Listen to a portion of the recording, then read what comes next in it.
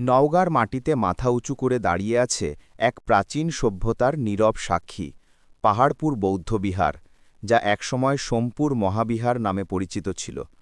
এটি শুধু বাংলার নয়, গোটা দক্ষিণ এশিয়ার অন্যতম গুরুত্বপূর্ণ বৌদ্ধ স্থাপনা। ধারণা করা হয় পাল বংশের রাজা ধর্মপাল অষ্টম শতকে এই বিশাল বিহার নির্মাণ করেছিলেন। এর স্থাপত্যশৈলী এতটাই অসাধারণ যে ইউনেস্কো একে বিশ্ব ঐতিহ্য হিসেবে স্বীকৃতি দিয়েছে। কিন্তু এই বিশাল বিহারের মহিমা ছাড়িয়ে স্থানীয়দের মুখে ফেরে এক রহস্যময় গুজব। এর ধ্বংসস্তূপের নিচে লুকিয়ে আছে বিপুল গুপ্তধন, এমনকি একটি সোনার বুদ্ধমূর্তিও।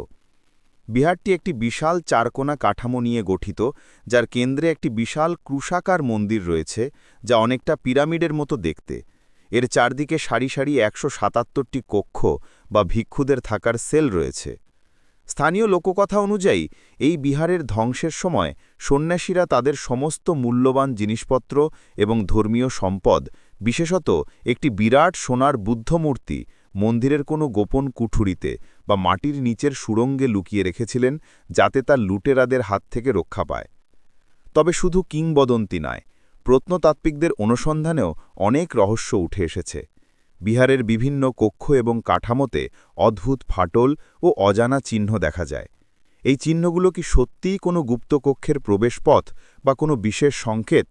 এছাড়াও এই বিহারের স্থাপত্যের মধ্যে অদ্ভুত প্রতীক এবং দেবদেবীর মূর্তি খোদাই করা আছে, যা একসময় পাল সাম্রাজ্যের বৌদ্ধ, হিন্দু এবং জৈন ধর্মের এক সমন্বিত সংস্কৃতির ইঙ্গিত দেয়।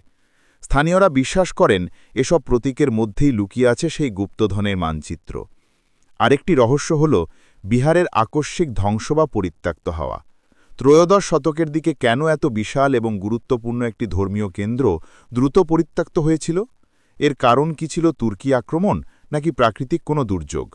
ধ্বংসাবশেষের নিচে চাপা পড়ে থাকা সোনার বুদ্ধ মূর্তি অথবা অন্য কোনো গুপ্তধন আজও বিহারের মাটির নিচে সুপ্ত অবস্থায় আছে কিনা, তা হয়তো আমরা পুরোপুরি জানতে পারব না।